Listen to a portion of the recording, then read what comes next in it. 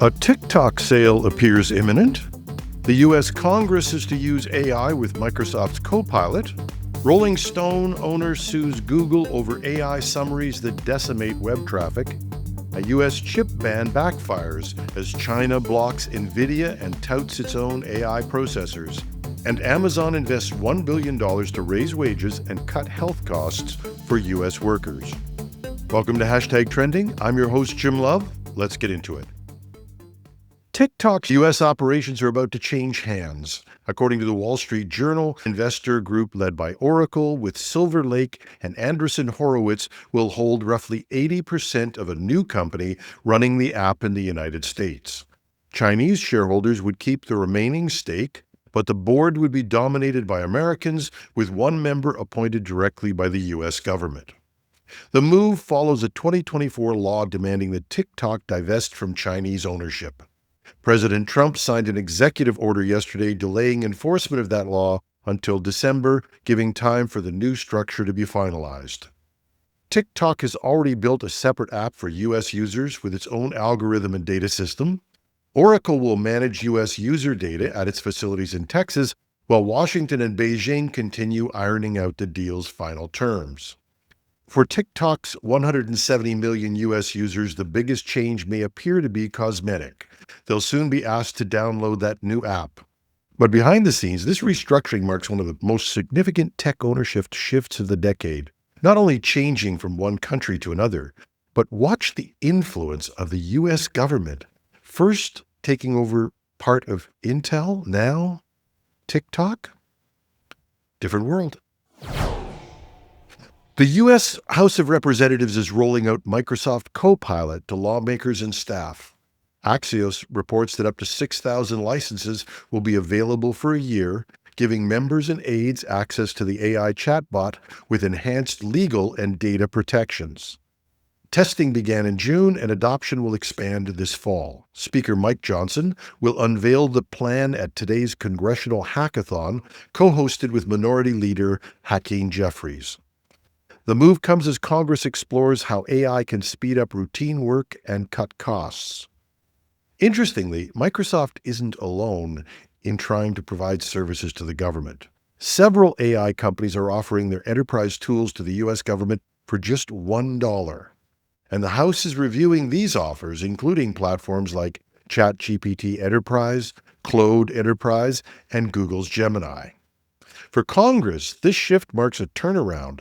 Just last year, staff were banned from using Copilot. Now the chamber is embracing AI, not just as a time saver, but as a potential way to deliver extraordinary savings to government operations. Penske Media, which owns Rolling Stone, Billboard, and Variety, is going to court. They're suing Google in federal court in Washington, D.C., accusing it of using AI overviews, those AI-generated summaries of the top search results, without permission. Penske argues that the summaries give people what they want on Google's page, so they don't click through to the original articles. That, they say, means fewer readers, fewer ads, and fewer subscriptions. With Google controlling roughly 90% of the U.S. search market, publishers say they're left with no choice: allow Google to use their content or risk disappearing from search entirely. Google calls the case meritless, insisting AI overviews improve the user experience and still drive billions of clicks to sites. But publishers counter that the numbers tell a different story, with traffic declining precipitously since the feature rolled out.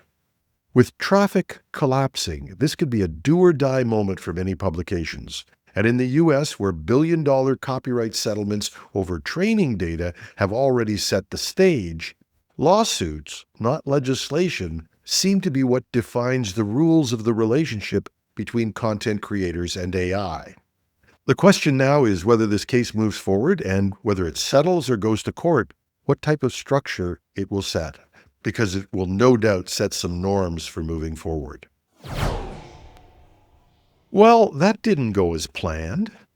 The U.S. restricted sales of NVIDIA's H20 chips to slow China's progress in AI. Instead, they might have sped it up. China's internet regulator has now ordered its biggest tech companies, including Alibaba, Tencent, and ByteDance, to stop buying NVIDIA's newest processors, including the H20 and RTX Pro 6000D. Beijing said it no longer needs them, claiming homegrown chips from Huawei and Cabricon now match NVIDIA's performance. And the software side tells the same story. ByteDance, the company behind TikTok, just released an AI graphics system that industry watchers are calling astonishing. Far from falling behind, Chinese firms are pushing forward on both hardware and applications. For NVIDIA, it's a devastating loss of a market worth billions. For Washington, it's a reminder that trade restrictions can sometimes do the opposite of what you think they'll do. And I guess it's a little late to say, just kidding. And finally, Amazon is putting more than $1 billion into its U.S. workforce. The company says average pay for fulfillment and transportation employees will rise to over $23 an hour, with full-timers seeing about $1,600 more per year. Healthcare costs are also being trimmed. Starting in 2026, the entry-level plan will drop $5 per week with $5 copays. That's a 34% reduction.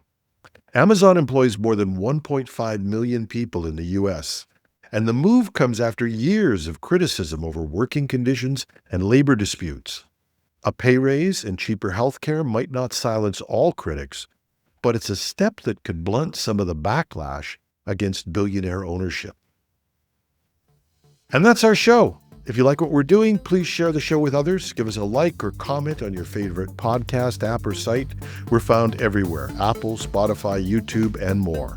And we're back on Alexa speakers and Google Smart Speakers. We'd love to hear from you.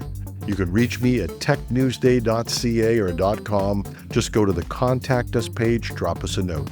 And while you're there, if you'd like to support what we're doing, please go to the Donate tab and consider contributing just the cost of a cup of coffee a month to support the show.